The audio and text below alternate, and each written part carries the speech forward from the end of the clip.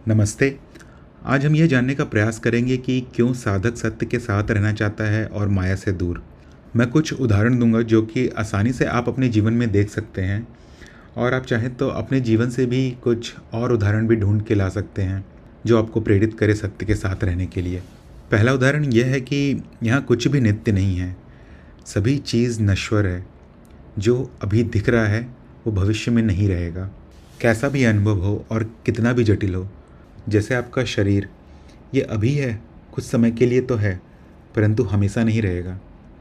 वैसे ही नित्य दिखने वाली पर्वत श्रृंखलाएं या फिर बड़े से बड़ा सौरमंडल भी एक एक्सपायरी डेट के साथ ही आता है। ये कुछ समय तक तो रहता है परंतु नित्य नहीं रहता है। तो स्वाभाविक सी बात है कि साधक उसी के साथ रहना चाहेगा जो नित्य हो, और यहाँ केवल एक ही चीज़ नित्य है, आप स्वयं। आपको छोड़कर जो भी है यहाँ पर वो नश्वर है और आध्यात्मिक प्रगति के लिए उस पर टिका नहीं जा सकता है। इसी तरह से साधक को जब मनन करने के बाद यह पता चलता है कि इंद्रियों द्वारा जो भी जानकारी उसे मिल रही है वो वास्तविकता में है ही नहीं, तो वह उससे भी दूर भागने लगता है। जैसे कि रंग, स्वाद, ध्वनि, स्पर्श, गंध। क्या आपको कभी किसी फल का स्वाद संसार में मिला है? जैसे कि आप एक सेब को अपने टेबल पर तो रख सकते हैं, पर क्या उसके स्वाद को भी टेबल पर रख सकते हैं? स्वाद क्या है? जब किसी फल के रस हमारे जीभ से रासायनिक प्रतिक्रिया करते हैं, तब जीभ कुछ विद्युत संकेतों का निर्माण करती है, और यही विद्युत संकेत फिर स्वाद के रूप में हमारे मानसिक पटल पे हमें मिलता है। वास्तविकता में कोई स्वाद है नहीं, केवल विद्युत संकेत है, अर्थात इलेक्ट्रिकल सिग्नल्स, और यही विद्युत संकेत स्वाद के रूप में रूपांतरित होकर हमारे सामने प्रकट हो जाते हैं। और यह बात खाद्य उद्योग के व्यापारी भी जानते हैं, जो कृत्रिम स्वाद अर्थात आर्टिफिशियल फ्लेवर भी बनाती हैं।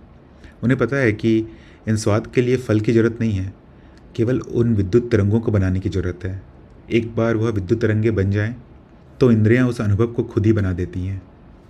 और इसी बात को सबसे अच्छी तरह से तांत्रिक जानते हैं। इसलिए एक पहुंचा हुआ तांत्रिक किसी भी अनुभव को रच सकता है। इसी तरह से बाकी इंद्रियां भी जो बनाती हैं वो वास्तविकता में है नहीं, केवल हमारे मानसिक पटल पर उभर रहा है।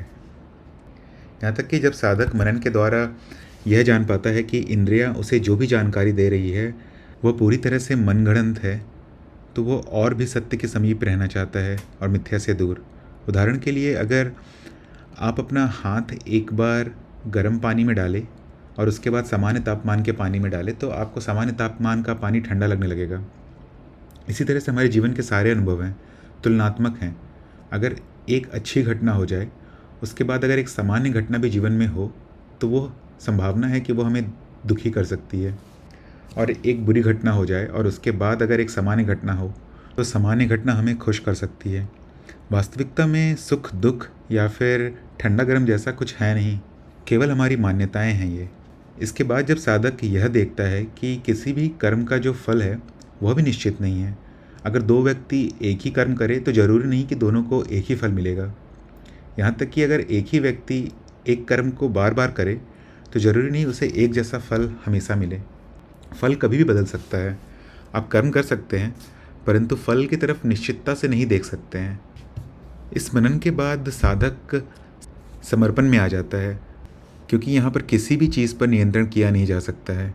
इसके साथ साथ जब साधक अपने मनन से यह जान पाता है कि जिसे वह आज तक अपनी भौतिक इंद्रियां समझ रहा था, वह इंद्रियां नहीं, केवल इंद्रियों के द्वार हैं, और ये द्वार केवल हमारे शरीर के ऊपर ही नहीं, बहुत सारी जगहों पर हैं।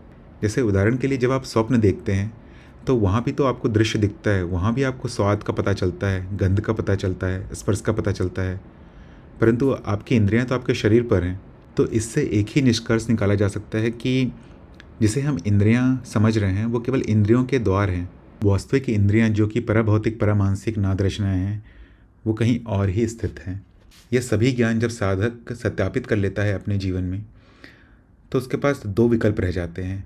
या तो मिथ्या के साथ रहे जहाँ उसका कुछ भी नियंत्रण नहीं है, या तो सत्य के साथ रहे जो नित्य है और पूरी तरह से उसके नियंत्रण में है।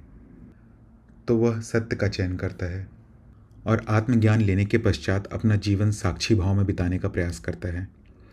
आशा करता हूँ कि आज के वीडियो से आपने समझा होगा कि साधक क्यों सत्य के साथ रहता है। इस वीडियो को देखने के लिए धन्यवाद।